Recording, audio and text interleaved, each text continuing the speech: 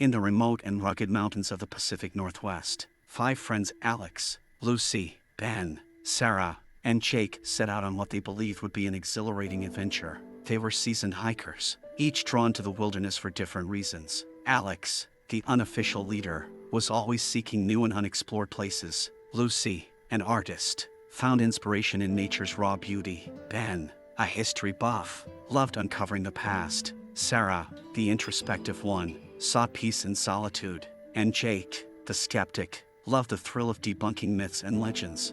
Their destination was Whispering Peak, a remote part of the mountain range known for its isolation and the legends that surrounded it. Few dared to venture there, and those who did often returned with tales of strange occurrences and eerie feelings. It was said that the mountain held secrets, that the wind itself carried the voices of those who had disappeared without a trace. The group's journey began with excitement and anticipation. The path to Whispering Peak was challenging, with steep ascents and narrow trails that wound through dense forests. But the group was determined, pushing forward despite the growing sense of unease that seemed to settle over them as they ascended. The air grew colder, the trees denser, and the silence more profound. The only sounds were the crunch of leaves underfoot and the occasional rustle of animals in the underbrush. As they climbed higher, Ben, ever the historian, began to share tales he had read about the area. He spoke of an old mining town that had once thrived on the mountainside. Now long abandoned, the miners had vanished mysteriously, leaving behind a ghost town that had been reclaimed by the forest. The locals believed that the spirits of the miners still haunted the area, guarding their lost fortunes and seeking revenge on those who dared to disturb their rest. Jake laughed at the story, dismissing it as nothing more than an old wives' tale. But as they continued their trek, even he couldn't ignore the feeling that they were being watched. The forest seemed to close in around them, the trees towering overhead like silent sentinels. The trail became harder to follow, overgrown with vegetation, as if nature itself was trying to erase it from existence. When they finally reached Whispering Peak, the sun was beginning to set, casting long shadows across the landscape. The view was breathtaking, with the valley stretching out below them and the sky painted in hues of orange and pink. But the beauty of the scene was tempered by the oppressive atmosphere that seemed to hang over the peak. It was as if the mountain was holding its breath, waiting for something to happen. The group set up camp near the remnants of the old mining town, now little more than crumbling foundations and rusted equipment. The air was still, too still, and the silence was deafening. As night fell, they gathered around the campfire, the flickering flames providing the only light in the encroaching darkness. They spoke in hushed tones, their earlier excitement replaced by a growing sense of dread. Sarah, who had always been sensitive to the energy of places, couldn't shake the feeling that they were now alone. She voiced her concerns, but the others, trying to keep their spirits up, brushed it off as nerves. Yet, as the night wore on, even the most skeptical among them couldn't ignore the strange occurrences.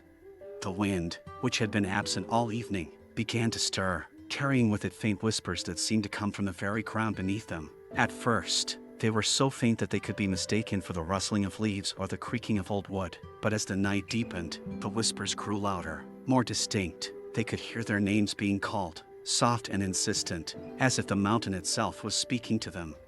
Ben, intrigued by the possibility of a supernatural encounter, suggested they explore the ruins by the light of their flashlights. Alex, always up for an adventure, agreed, and the others, though reluctant, followed. The ruins were eerie in the darkness, the beams of their flashlights casting long, twisted shadows. The air grew colder as they ventured deeper into the remnants of the town, the whispers growing louder with each step.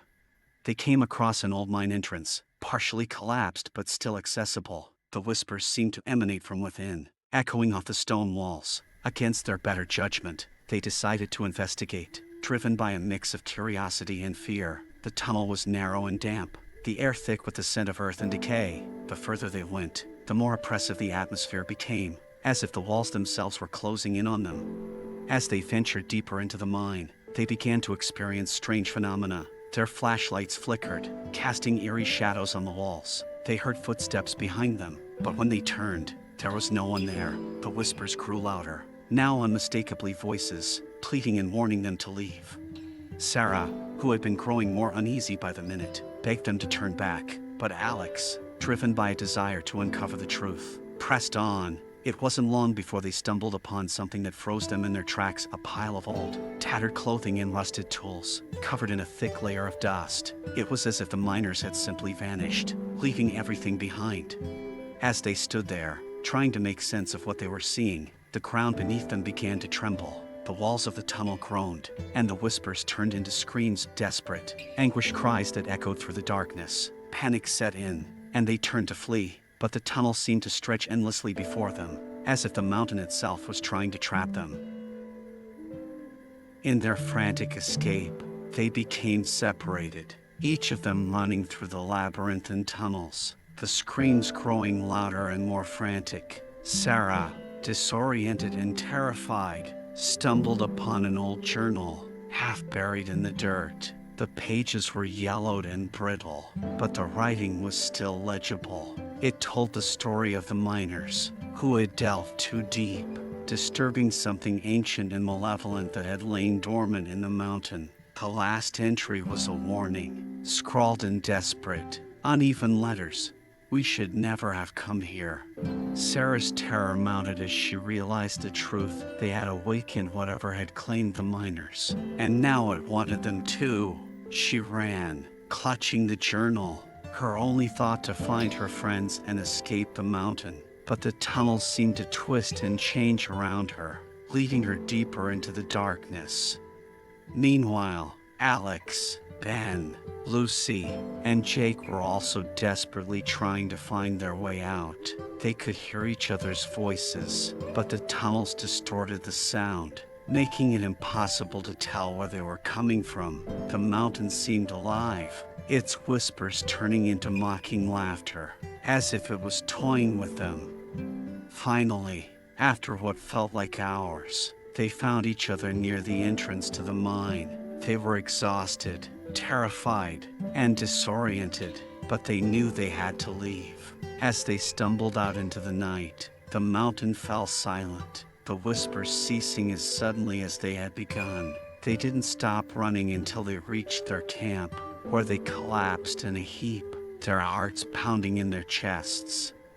In the cold light of dawn, the mountain seemed peaceful, almost benign, as if the horrors of the night had been nothing more than a bad dream. But the journal Sarah had found was real, a tangible reminder of what they had experienced. They packed up their camp in silence, each of them lost in their thoughts, haunted by the memory of the whispers and the screams.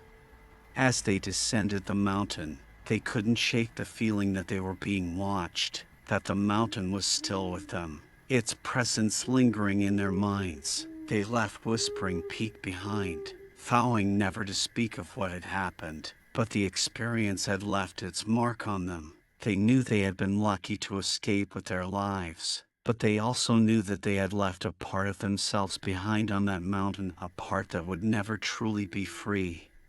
Years later, when they were older and wiser, they would sometimes think back to that night on Whispering Peak. The memories would come unbidden, in dreams or in quiet moments, bringing with them the sound of whispers on the wind. They would wonder what had really happened in those tunnels, and whether the spirits of the miners still haunted the mountain, waiting for the next group of unwary travelers to disturb their rest. And they would remember the final words of the journal, etched into their minds like a warning. "We should never have come here." And so, the mystery of Whispering Peak remained unsolved, a tale passed down through the years, whispered among those who dared to venture into the mountains. The friends never returned to that place, but the mountain's hold on them never truly faded. It lingered in the shadows of their lives, a reminder that some places are better left undisturbed, and that some mysteries are better left unsolved.